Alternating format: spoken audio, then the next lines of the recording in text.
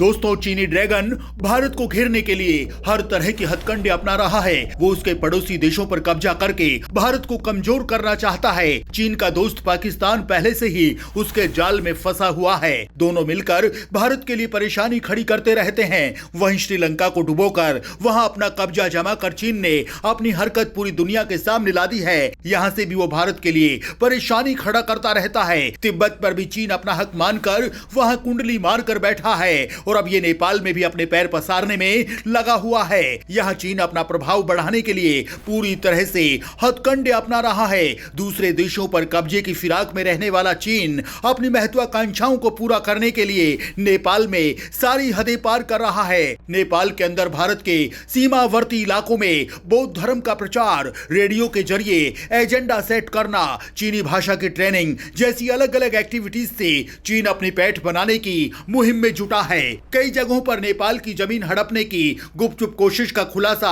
खुफिया एजेंसियों ने किया है। दोस्तों, नेपाल को चीन भारत के खिलाफ इस्तेमाल करना चाहता है। वहीं अब सामने आया है कि CIDCA चीन की एक विकास एजेंसी है जो नेपाल में कई डेवलपमेंट एक्टिविटी के जरिए अपनी धाक जमाने में कामयाब हो रही है। नेपाल में चीन का बढ़ता प्रभाव भारत के लिए सही नहीं माना जा रहा और कहा जा रहा है कि यदि चीन यहां कामयाब हो जाता है तो भारत के सिर पर बैठकर उसके लिए टेंशन बन जाएगा। तो चलिए दोस्तों, जानते हैं कि कैसे चीन नेपाल में प्रोजेक्ट चलाकर भारत को निशाना बनाने की तैयारी कर रहा है और कैसे भारत चीन के इन इरादों को खत्म कर सकता है। दोस्तों, नेपाल में चीन की पैठ बढ़ने का सिलसिला जारी है। यहाँ ये ड्रैगन कई परियोजनाओं के जरिए नेपाल को लालच दे रहा है और अपने पैर जमा रहा है। वहीं नेपाल भी चीन के लालच में आकर उसे खुले तौर पर न्योता दे रहा है। बताया जा रहा है कि नेपाल ने 15 अरब रुपए की कई परियोजनाओं के लिए करार चीन के साथ किया है। इन परियोजनाओं का चयन नेपाल करेगा।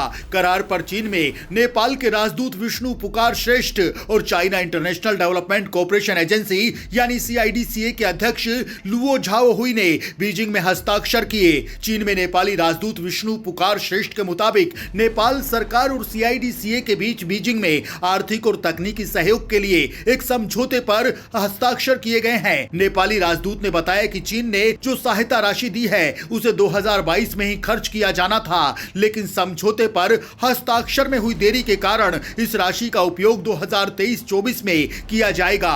दोस्तों, नेपाल और चीन के संबंधों को मजबूत करने के लिए चीन गए नेपाल के विदेश मंत्री नारायण खड़का ने अपने चीनी समकक्ष वांग यी के साथ व्यापक मुद्दों पर वार्ता की थी। नेपाल के विदेश मंत्रालय ने एक बयान में कहा था कि दोनों विदेश मंत्रियों ने नेपाल चीन संबंधों के सभी पहलुओं का जायजा लिया और व्यापार, कनेक्टिविटी, निवेश, स्वास्थ्य, पर्यटन, गरीबी उन्मूलन, कृषि, आपदा प्रबंधन, शिक्षा, संस्कृति और लोगों के बीच आदान प्रदान जैसे कई क्षेत्रों में सहयोग को बढ़ावा देने पर सहमति जताई। उस समय के बयान के मुताबिक बैठक के दौरान खड़का ने एक चीन नीति के लिए नेपाल की अटूट प्रतिबद्धता को भी दोहराया था और आश्वासन दिया था कि नेपाल के क्षेत्र को किसी भी चीन विरोधी गतिविधि के लिए इस्तेमाल करने की अनुमति नहीं दी जाएगी। वहीं नया अनुदान 2019 में नेपाल में चीनी राष्ट्रपति शी जिनपिंग द्वारा घोषित अनुदान के अतिरिक्त है। काठमांडू में अक्टूबर 2019 में राष्ट्रपति विद्या देवी भंडारी और चीनी राष्ट्रपति शी जिनपिंग के बीच आधिकारिक स्तर की वार्ता के दौरान बाद में नेपाल को 2 साल के लिए अनुदान के तौर पर 58 बिलियन रुपए की घोषणा की थी। हालांकि कोविड महामारी के मद्देनजर धन का उपयोग कैसे किया जाए, इस पर दोनों पक्षों के बीच कोई बातचीत नहीं हुई थी। वर्तमान में जिन परियोजनाओं को आगे बढ़ाने पर विचार किया जा रहा है उनमें रिंग रोड विस्तार का दूसरा चरण, तोखा चाहरे सुरंग, शुब्रेप्सी केरुंग सड़क का विस्तार और भक्तपुर में वीर अस्पताल के एक नए विंग का निर्माण शामिल है। इसके अलावा योजनाओं में बसंतपुर दरबार, नुवाकोट दरबार, नेपाल चीन सीमा पर ड्राई पोर्ट का पुनर्निर्माण, कोडारी राजमार्ग के उन्नयन और रखरखाव के साथ साथ नेपाल चीन सीमा पार रेलवे परियोजना के लिए व्यवहार्यता अध्ययन शामिल है। यहाँ देखने वाली बात होगी कि चीन अपने कितने वादों को लेकर खरा उतरता है। लेकिन दोस्तों, कभी भारत का दोस्त कहलाने वाला नेपाल अब भारत की तरफ से मुंह मोड़ता जा रहा है। चीन के लालच में आकर नेपाल की सेना ने भारत को बड़ा झटका दिया है और भारतीय सीमा के पास एक्सप्रेसवे बनाने का ठेका अब चीन की एक विवादित कंपनी को दिया है। काठमांडू तराई मधेश एक्सप्रेसवे को बनाने का काम China first highway engineering company को दे दिया गया। नेपाल नेपाल में चुनाव से ठीक पहले नेपाली सेना ने भारतीय कंपनी को ठेका न देकर उसे चीनी कंपनी को दिया है। ये वही चीनी कंपनी है जिसे पहले ये कहकर ठेका नहीं दिया था कि उसके पास इस प्रोजेक्ट को पूरा करने के लिए तकनीकी क्षमता नहीं है। नेपाली सेना के इस फैसले को देश में ही संदेह की नजरों से देखा जा रहा है। दोस्तों, नेपाल में 20 नवंबर को आम चुनाव होने वाले हैं और नेपाल के पूर्व प्रधानमंत्री केपी ओली पहले ही भारत के खिलाफ जहरीले बयान दे रहे हैं। वहीं 11 नवंबर को इस सड़क प्रोजेक्ट की प्रभारी नेपाली सेना ने एक पत्र जारी करके चीन की कंपनी को पिछले दरवाजे से सड़क बनाने की अनुमति दे दी थी।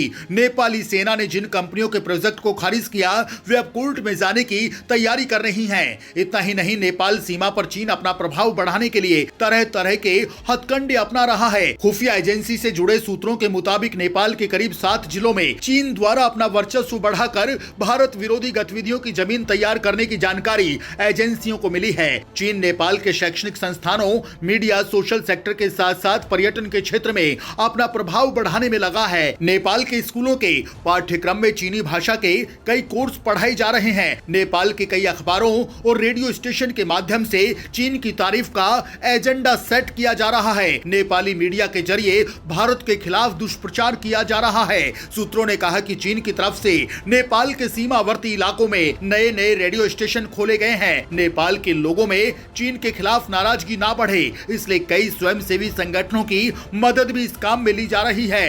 दोस्तों, रेडियो कार्यक्रमों में चीन के दुनिया भर में बढ़ते प्रभाव और उसकी सफलता से जुड़ी कहानियों को सुनाया जाता है। सूत्रों के मुताबिक चीन के कई एनजीओ भारत से सटे नेपाल सीमा में सक्रिय हैं। एनजीओ की आड़ में चीन के जासूस भारत से जुड़े सीमावर्ती इलाकों में अपना एजेंडा चला रहे हैं और यहाँ के इनपुट चीनी एजेंसियों तक पहुंचाए जाते हैं। एनजीओ से चीन शरणार्थी के रूप में रह रहे तिब्बतियों पर नजर रख रहा है। चीन की प्लानिंग यहीं तक सीमित नहीं है। दोस्तों, ये भी बताया जा रहा है कि चीन के लोग पर्यटक के रूप में भी नेपाल में खास एजेंडे के तहत भेजे जा रहे हैं। बड़ी संख्या में चीनी सैलानी आने की वजह से नेपाल के पोखरा और थामोल जैसे कई इलाकों में चाइना टाउन बन गए। नेपाल के दोलखा, गोरखा, धारचुआ, हुमला, सिंधुपाल चौक, संगुवासबा, रसुआ जिलों में चीन द्वारा गुपचुप नेपाल की जमीन हड़पने की खबर है।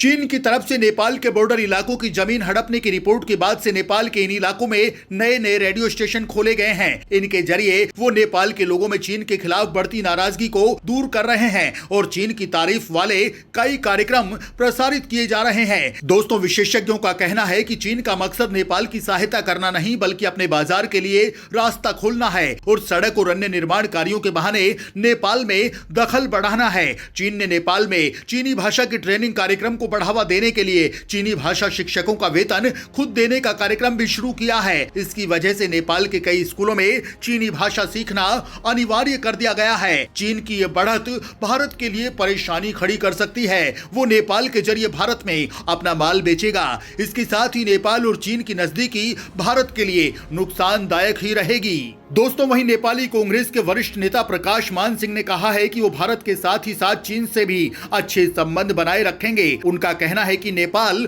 भारत और चीन दोनों के साथ अच्छे संबंध बनाए रखना चाहता है। उन्होंने कहा कि नेपाल को अपनी विदेश नीति में संतुलन बनाए रखने की जरूरत है और अगर उसके किसी पड़ोसी के साथ विवाद है तो बातचीत और लोकतांत्रिक प्रक्रिया के माध्यम से उन्हें हल करने की कोशिश करेगा।